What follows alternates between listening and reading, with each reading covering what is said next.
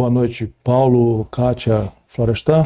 Me impressiona, e hoje eu estou um pouquinho menos tenso do que estava há um mês e meio atrás, porque acho que nós estamos virando o jogo, teremos a oportunidade de conversar sobre isso, mas me impressiona como a nossa presidente Dilma que manejou, eu estava junto com ela, diariamente a gente reunia às 7 da manhã. Em 2004, 2005, sim, né? Havia ali uma escalada clara de golpe, mas a forma que nós utilizamos para enfrentar, eu me lembro bem que eu fiz uma frase, né, que acabou virando o jargão das nossas reuniões, que era infantaria e diplomacia. Então, a nossa grande vantagem, nós vencemos aquela parada porque nós nunca perdemos o povo. Todas as horas que o confronto precisou de ou faz um conchavo com os picaretas, ou aposta no povo, o Lula bancou a aposta no povo. E nós ganhamos a parada. Aquilo era uma escalada de golpe. E houve momentos terríveis que eu, enfim, ainda contarei nas minhas memórias, mas estou à disposição de vocês aqui, salvo alguma peculiaridade e tal, mas que por ética eu possa, ainda é muito recente. Mas nesse momento a Dilma está fazendo o oposto. Nós estamos numa escalada golpista que é a mesma, rigorosamente, os mesmos atores, os mesmos partícipes, só que a presidente conciliou exatamente com aqueles que nos fazem a perseguição.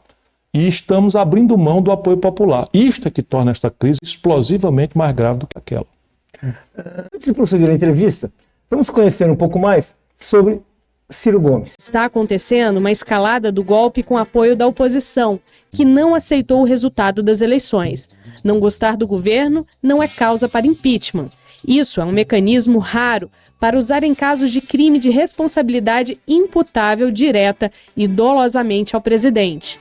Ninguém tem nada disso contra a Dilma. Ciro, você disse agora no começo da entrevista, quando o Paulo fez a questão sobre o momento que nós estamos vivendo, que o golpismo está de volta, repetindo 2004, 2005.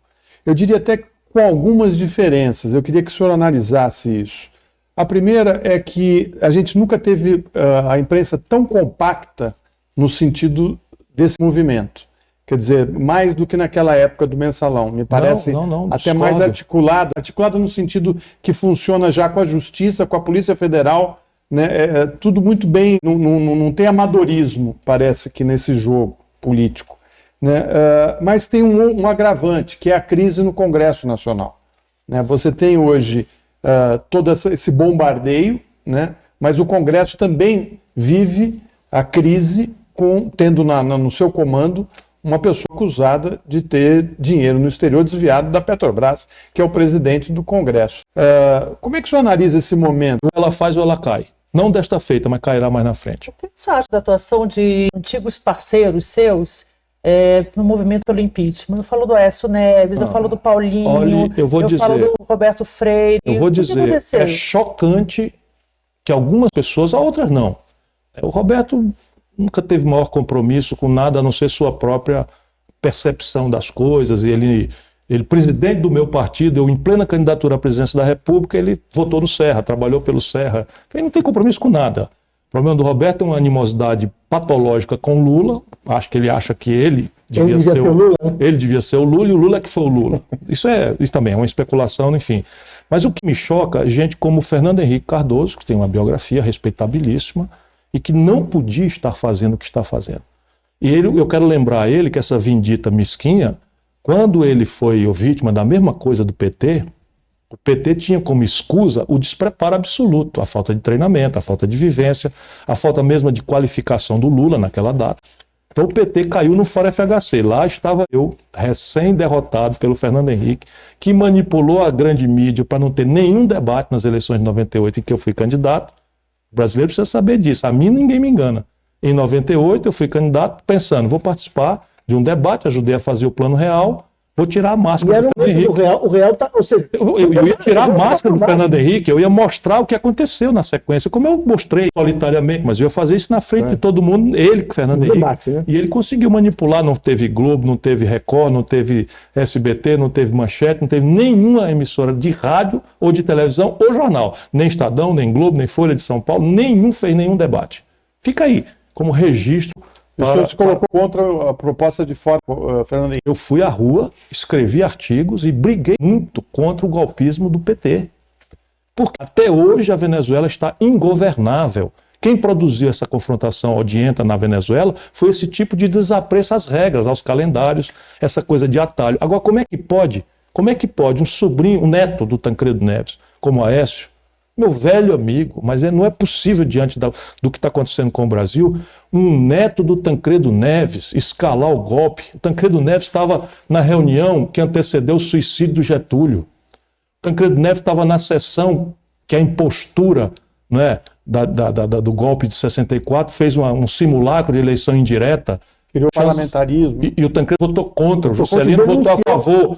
O Tancredo estava ali contra. O Tancredo no João Goulart, na sequência, o Tancredo foi primeiro-ministro, atalhando o caminho, construiu o caminho contra si próprio para restaurar a plenitude da autoridade do presidente João Goulart. Esse homem que se arriscou, e eu acompanhei agora já como ator do processo, eu já era deputado estadual, ajudei na eleição do Tancredo. O Tancredo construiu o caminho para a democracia contra Ulisses Guimarães. Só para ter um exemplo claro, contra a direita e contra o que Ulisses Guimarães, de forma um pouco superficial, percebia o quadro. E o Aécio jogar isso tudo na lata do lixo, porque está sentindo que é agora ou nunca, porque o Alckmin vem aí para tomar dele a possibilidade de ser candidato. No dia seguinte que o senhor Fernando Henrique tomou posse, eu fui embora para os Estados Unidos. Já que você tocou no Fernando Henrique, gostaria que você contasse um pouco como é que foi a escolha do Fernando Henrique ali como presidente. Ele se impôs. Como é que eu queria que você contasse um pouco? É que você viu isso ali de perto, um episódio que você não sabe. Nós fizemos uma reunião, vou abreviar, né? Nós víamos preparando a candidatura do Tasso Gereissati para a presidência. E houve uma confrontação. Quando o Covas perdeu a eleição em 89, eles aqui em São Paulo resolveram que o melhor para o PSDB era voltar a se refundir com o PMDB. E nós, que tínhamos ganho as eleições no Ceará, né? O Tasso era governador, depois eu fui governador, fui prefeito de Fortaleza, etc. Nós tínhamos ganho, foi o único governador eleito pelo PSDB nas eleições de 90, quando eles começaram essa discussão. Então nós confrontamos o nosso grande líder, Covas, por causa da ideia de refundir com o PMDB, e resistimos. E aí o Tasso foi candidato contra o Scalco, grande brasileiro lá do Paraná, que foi lançado pelo Covas. E batemos chapa. As pessoas esqueceram isso, nós batemos chapa e ganhamos a eleição com o Tasso. A partir daí, naturalmente, o Tasso era o candidato a presidente da República. Eu era o único governador eleito do partido, viajava o país inteiro, cabalando forças e tal, etc, etc. Montamos uma equipe econômica, basicamente de grandes e brilhantes economistas que na data gostavam do Brasil, agora gostam de ganhar dinheiro, o que não lhes tira o valor, né, mas mudaram muito. Mudou o foco. Mudaram o foco, o que é legítimo, né, menos para mim, né, que continuo no meu itinerário, mas nós juntamos essa turma toda e fazíamos reuniões mensais para preparar o que seria a plataforma do Tasso. Quando acontece, o Itamar nomeou 6 ministros da Fazenda em 36 meses. Foi uma média de 4 a 6 meses por ministro. E ele fazia assim, nomeava o fulano, vai lá e acaba a inflação. Fulano não dava no couro, Gustavo Krause demorou 30 dias.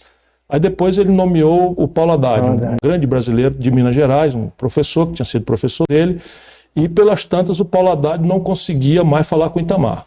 E o Tasso Gereissati foi fazer a mediação e falou uma coisa de mau jeito. O Itamar se aborreceu com o Tasso e trocaram... Tasso que era possível ministro. Possível sucessor dele. Né? O sucessor era o nosso candidato. E o Itamar já ficou zangado com o Tasso. E restávamos eu e o Fernando Henrique como pessoas que o Itamar continuava respeitando e conversando. E o Brito também. O Brito era Previdência e não era do nosso partido, era do PMDB. Sim. Estou falando da nossa perspectiva. E aí vai indo, o Fernando Henrique é ministro das Relações Exteriores e tudo que ele achava da vida que queria era aquilo. Não se elegia mais senador em São Paulo, não queria ser candidato a deputado, porque achava que podia perder também, porque não tinha votos para isso. É verdade. E estava encerrando a carreira política. Né? Quando o Itamar demite o Paulo Haddad, enfim... Deu recupero, né? Não, ainda não. O recupero sucede Fernando Henrique. Essa história é fantástica. Aí o Fernando Henrique estava viajando, passa no Ceará para me comunicar que nós tínhamos ganho o prêmio mundial do Unicef para o combate à mortalidade infantil. E Itamar já tinha me dito, para eu sondar sem que ele percebesse, que o Fernando Henrique, se ele toparia, que ele ia ser o ministro da Fazenda. E eu não podia dizer nada para o Fernando Henrique, porque o Itamar não queria só que eu sondasse. E eu disse para ele, se prepare que o Itamar está lhe preparando uma missão importante e tal. Ainda falei coisa parecida. O que é? Não, estou só lhe dizendo para o papai. Viajou para os Estados Unidos. Acho que foi os Estados Unidos naquela época. E tem outra história depois que vale a pena, nas minhas memórias, contar como é que o Serra sabotou o que pôde o Plano Real.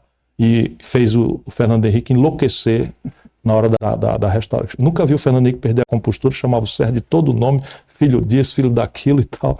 Enfim, a vida é engraçada. Enfim, e vai na sequência, o Fernando Henrique, então, é nomeado fora do Brasil, pede um tempo para pensar, o Itamar diz, ok. Quando ele desliga o telefone, o Itamar manda rodar o Diário Oficial e o Fernando Henrique viaja, nomeado já, chega aqui com a nomeação.